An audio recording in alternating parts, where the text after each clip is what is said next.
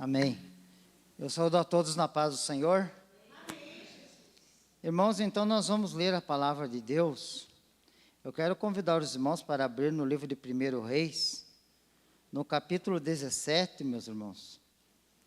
Agradecendo a Deus por essa oportunidade, ao pastor Hudson, que nos convidou. E então nós vamos aproveitando nessa oportunidade para nós meditar na palavra do Senhor, no livro de 1 Reis, no capítulo 17. Vamos ler o versículo 1 em diante, meus irmãos.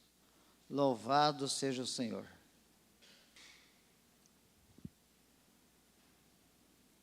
Então nos diz assim o texto.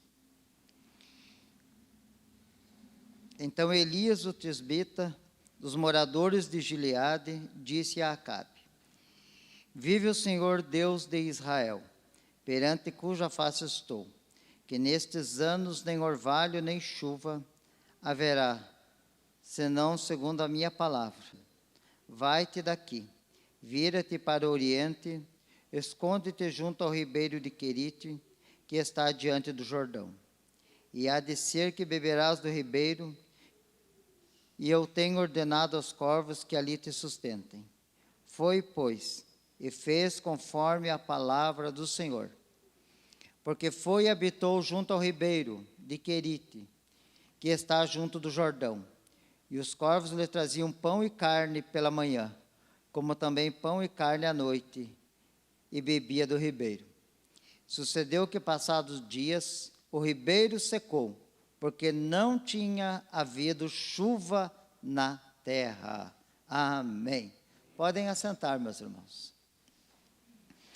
Esse texto da palavra de Deus, aqui, irmãos, está falando do profeta Elias, que ele estava agora diante do rei Acabe, e ele estava falando dos acontecimentos que estavam prestes a acontecer, Então aqui, irmãos, o profeta Elias, ele disse para o rei Acabe que não haveria chuva e uma grande seca ia acontecer. Aí então, irmãos, depois de tudo isso, desse encontro dele com o rei Acabe, o Senhor falou para ele sair, ficar escondido. Então agora nós podemos pensar, mas por quê? Porque Acabe, ele foi um homem mau. Nós sabemos disso, A Bíblia mostra para nós. Ele foi o rei de Israel. E a palavra do Senhor nos diz que ele reinou no reino do norte, Porque nessas alturas o reino de Israel já havia sido dividido em duas partes, A nação de Israel estava dividida em duas partes. 1 Reis capítulo 12. E então ele estava, irmãos, lá no reino do norte. Ele era o rei de Israel. E quando fazia 38 anos que o rei Asa estava reinando em Judá, lá no reino do sul, agora Acabe estava assumindo para reinar lá no reino do norte. Só que Acabe, irmãos, ele não fez aliança com Deus, pelo contrário, ele quebrou a aliança com Deus, inteiramente, E ele andou nos mesmos pecados do seu pai Uri, de todos os reis que foram antes dele, porque ele adorou os bezerros de ouro, e ele fez tantas coisas que era contra a vontade de Deus. Aí você pode olhar para mim nessa noite e dizer, mas que bezerro de ouro que ele adorou? Porque o reino do norte construiu 2 bezerros de ouro e eles adoravam os bezerros de ouro, Quando Jeroboão assumiu, dividiu o reino, e então ele ficou no reino do norte, para o povo não ir sacrificar em Jerusalém, ele mandou construir 2 bezerros, E então colocou um em cada cidade, bem distante uma da outra, e diz, aqui estão os teus deuses, não precisam vocês descer a Jerusalém para adorar o Deus de Israel. Porque ele sabia que muitos que estavam indo adorar, estavam ficando no reino do sul, e não voltavam para o reino do norte. Porque no reino do sul estava a promessa de Deus, e eles, por mais que estavam muitas vezes ainda errado em algumas coisas, mas ainda eles adoravam ao Senhor, porque era promessa de Deus, que a lâmpada nunca se apagaria na casa de Davi. Então, meus amados irmãos, agora, para confundir a mente do povo, o líder da nação construiu esses bezerros de ouro e o povo adorava. Depois dele veio os outros reis. Quando chegou em Acabe, não foi diferente. No caso de Acabe, foi até pior, porque ele casou com Jezabel, que era filha do rei dos Sidônios, acostumada à idolatria, ao pecado. E então, irmãos, eles aprofundaram uma nação no pecado, no erro, que estava completamente contra a vontade de Deus. Veja que por causa de um líder, a nação toda sofreu, né? Por causa de um líder, todos estavam pagando o preço. Agora, irmãos, no meio desse caos, no meio disso tudo, de uma nação que estava com a aliança quebrada diante de Deus, de um povo que estava afastado de Deus, de um líder político que estava contra o mandamento de Deus e fazendo o povo errar também. Deus, nestas horas, irmãos, Ele levantou alguém, e esse alguém era Elias, um homem que era de uma cidade pequena, simples, mas Deus levantou Elias naquela nação. E Deus colocou Elias diante do rei Acabe, e Elias não temeu entregar aquilo que Deus havia falado para ele, aquilo que Deus havia de fazer em Israel. E então Elias disse para o rei: segundo a minha palavra, não haverá chuva, porque ele estava falando em nome do Senhor. Aí, se você for lá no livro de Tiago, no capítulo 5, do verso 17, lá no Novo Testamento, o Tiago diz sobre isso, né? Que Elias era homem sujeito às mesmas paixões que nós, e ele orou, e durante 3 anos e meio não choveu, e houve uma seca grande em Israel, a ponto de o povo estar desesperado e a ponto de morrer, por causa da seca que era extrema, porque não tinha plantação, não tinha água para o gado, não tinha água para eles, e as coisas estavam cada dia mais difíceis. Aí então Deus diz naquela hora para Elias: sai daqui e vai e fica junto ao ribeiro de Querite, porque eles vão te matar, né? Porque eles viram que estava cumprindo aquilo que Elias falou. E então o que aconteceu? Elias foi e ficou junto ao ribeiro de Querite. Os corvos iam, levavam pão e carne para Elias. Veja que Deus, irmãos, Ele sabe como trabalhar, né? Deus tem os seus meios, Deus tem as suas maneiras, e nós muitas das vezes não entendemos e não sabemos. Mas Elias, o profeta do Senhor, estava sendo alimentado pelos corvos, os garçons de Deus, podemos assim dizer, que estavam levando pão e carne para Elias, e o ribeiro estava correndo água. Mas de repente secou o ribeiro. Aí nós podemos pensar: mas por que secou? Porque Elias profetizou que não ia ter água. E então o que acontece, irmãos? As consequências que vêm sobre a humanidade. Por exemplo, Elias talvez agora poderia pensar: mas Senhor, por que secou o ribeiro? Estou aqui escondido, estou aqui sendo alimentado, e tendo o ribeiro de água, estou na minha zona de conforto, né, que não era tão conforto assim, mas era melhor do que ficar diante de Acabe, que queria matar ele. Mas ele estava lá e o ribeiro secou. Mas ele falou que ia parar de chover, ia vir uma grande seca. Então, irmãos, muitas das vezes as consequências vêm, não é mesmo? É como cada um de nós pregamos, nós falamos, e nós anunciamos ao mundo, né, que as coisas aí fora estão difíceis, que tudo está se preparando para o cenário do anticristo, e de repente começa a apertar para o nosso lado, e nós falamos: mas Senhor, por quê? Aí Deus pode dizer: mas você está pregando a palavra, você está anunciando, você está dizendo das consequências que vai vir sobre a humanidade, e nós estamos no meio dessa humanidade. Elias falou que havia uma seca, ele estava no meio daquele povo. Então agora secou o ribeiro de Querite. Então agora Elias precisava sair. Aí Deus diz: então agora você sai e vai para os territórios de Sidom, para a casa de uma viúva, a viúva de Sarepta. Aí Elias saiu, porque não tinha água, e então ele foi porque Deus diz: eu vou mandar uma viúva te sustentar. Só que talvez Elias teve uma decepção quando entrou na cidade, porque a viúva estava pior do que ele, a viúva estava mais necessitada do que ele. Talvez você está passando algum problema, alguma dificuldade, talvez você está aí sofrendo consequências de algumas coisas, e talvez você pense: mas por quê, mas lá fora, quando você chegar lá fora, para orar, para evangelizar, você vai ver que tem alguém sofrendo mais do que você, passando pior do que você.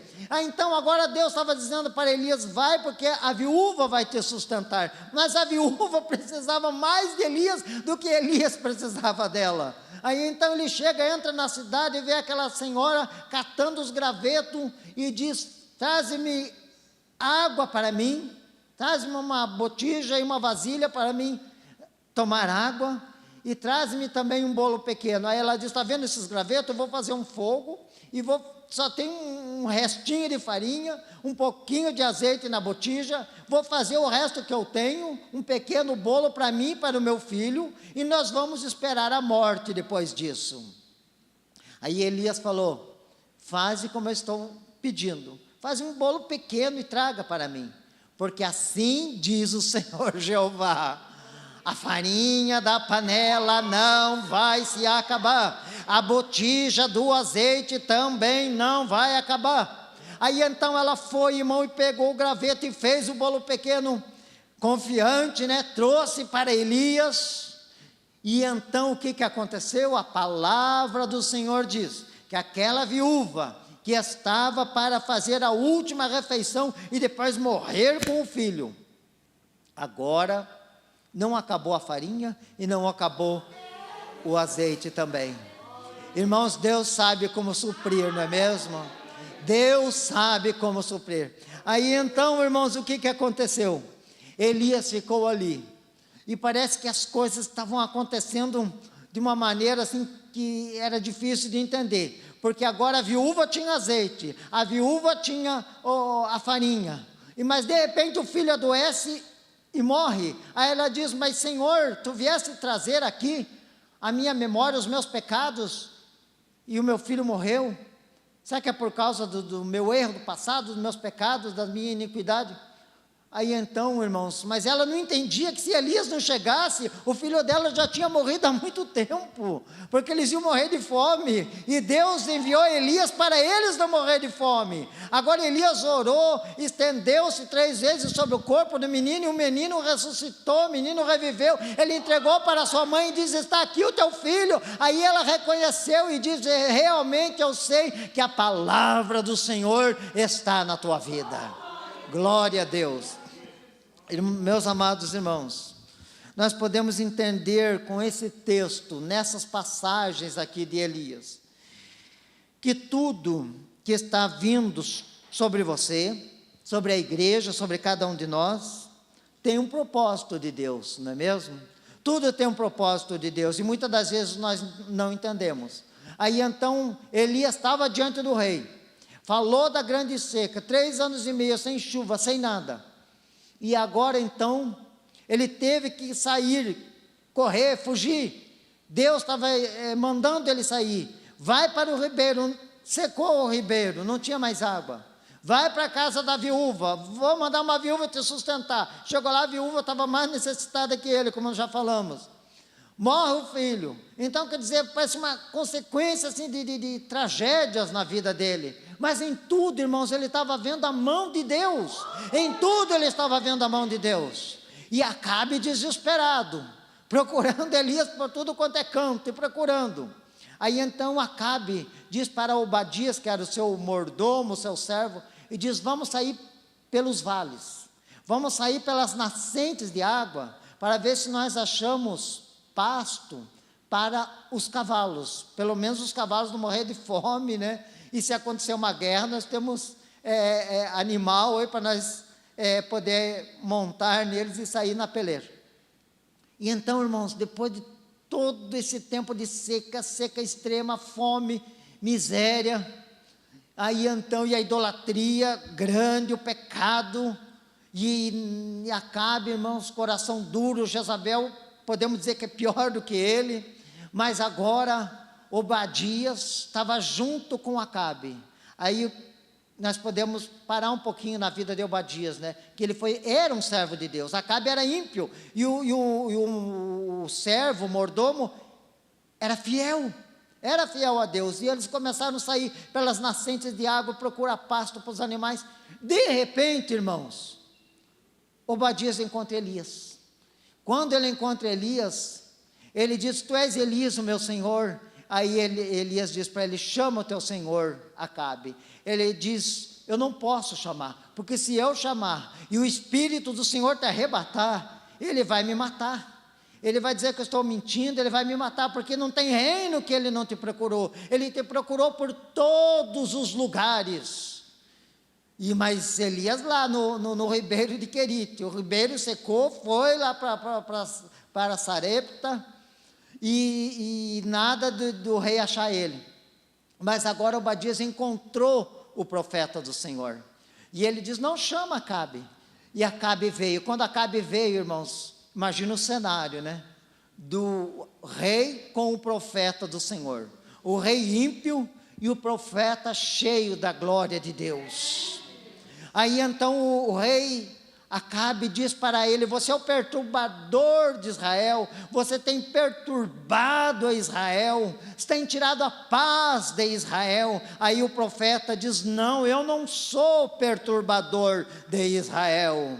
Perturbador de Israel é você, a tua descendência, a tua casa, que tem se voltado aos balaíns, aos ídolos mudos e tudo mais, e isso tem feito com que a ira de Deus aconteça em Israel. Aí então ele disse que a chuva voltaria, a chuva ia voltar sobre Israel. Imagina, irmãos, depois de 3 anos e meio, ter a esperança de uma chuva. E então agora ele diz para o seu moço, a Bíblia não está falando o nome do moço, mas devia ser Geazim, né? Que era o servo dele, andava com ele. E então eles subiram no monte, e ele diz para o moço: vai até a banda do mar e olha para lá, e vê se tem uma nuvem. E ele foi e nada, várias vezes, e nada. Na última vez, ele diz assim: eu vejo uma pequena nuvem, do tamanho da mão de um homem. Eu vejo uma pequena nuvem do tamanho da mão de um homem, mas humanamente falando, irmãos, isso era insignificante. 3 anos e meio de seca, 3 anos e meio que as nuvens que davam sinal de chuva não se mostravam. Mas agora, uma pequena nuvem do tamanho da mão de um homem era uma coisa tão pouca para dizer que ia chover. Mas pela fé, pela confiança, pela certeza, pela esperança no Deus de Israel, que não mente, que não falha, que não volta atrás, que não tropeça, que não cai, que permanece em pé, Elias estava dizendo: essa pequena nuvem do tamanho da mão de um homem é a resposta de Deus. Vai, diga para Acabe que ele aparelhe o seu carro e volte para Samaria, porque há sinal de uma abundante chuva. Aleluia! Há sinal de uma abundante chuva. E Elias, irmãos, entrou no seu carro, e então a palavra do Senhor nos diz que a pequena nuvem, de repente, era o céu que estava negro, porque as nuvens estavam carregadas de água, porque a chuva ia descer sobre a nação de Israel. A glória do Senhor, irmãos, poderia voltar para uma terra sedenta, para uma terra seca, para uma terra sem água. Agora ia voltar a chuva, quer dizer, a bênção de Deus, a bênção para o homem, para os animais, para a agricultura, para as nascentes de água, para o vale de Querite, para a viúva de Sarepta, para Acabe, que era ímpio, mas ele precisava ver que o Deus de Elias permanecia o mesmo. Aleluia. Quantos podem glorificar o Senhor nessa noite?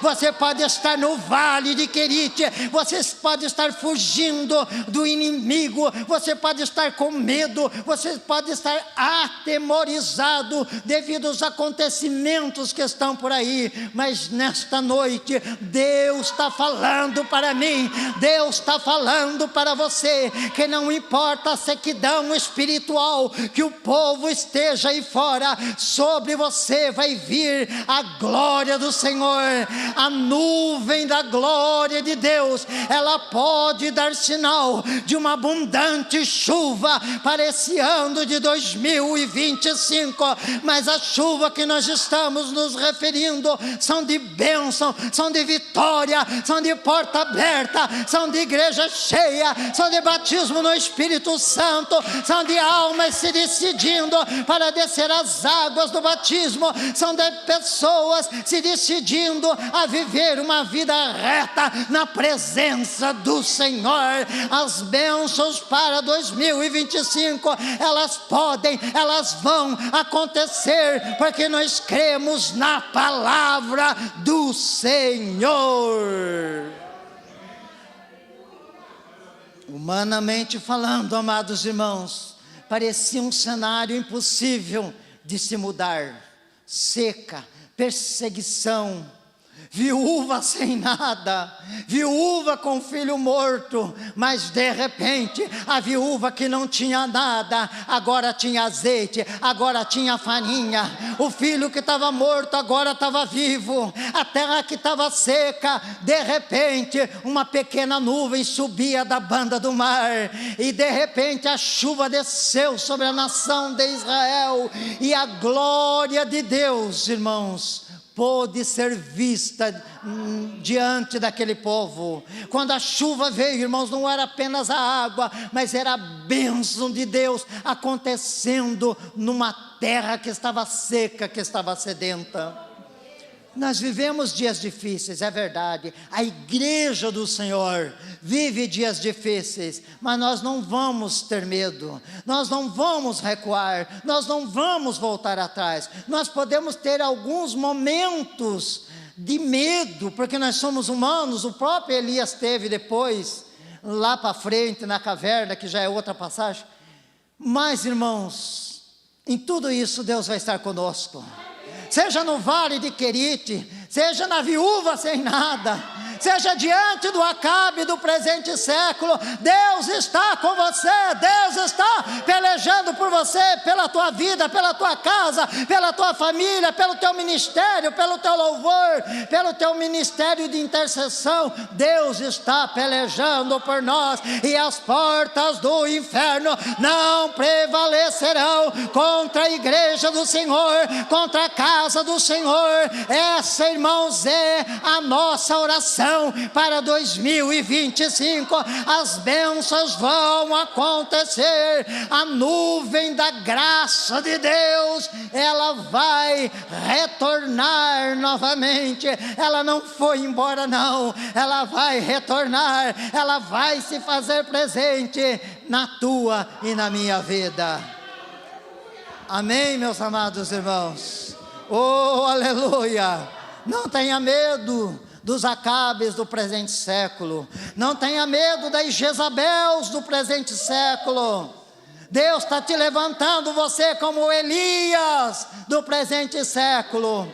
Ah, irmão Ezequiel, quem sou eu para ser igual a Elias? Mas Tiago já diz, Elias era sujeito às mesmas paixões que nós, e ele orou, e o céu se fechou, e não deu uma gota de água durante 3 anos e meio. Se Elias era igual a nós, irmãos, sujeito às mesmas fraquezas do que nós podemos orar, e o sobrenatural de Deus vai acontecer na nossa vida, na nossa casa, na nossa nação, aleluia, na nossa igreja, no meio da tua família. Louvado seja o nome do Senhor. Acabe estava fora da vontade de Deus, e uma nação inteira estava sofrendo, mas Deus levantou Elias como profeta de Deus.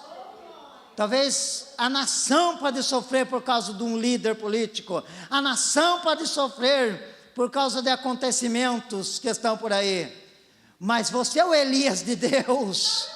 Você é o Elias de Deus, e Deus pode mudar o curso da história através da minha, da tua vida, das nossas orações, da oração da igreja do Senhor na face da terra. Amém, meus amados irmãos? Nos coloquemos em pé nessa noite. Oh, aleluia.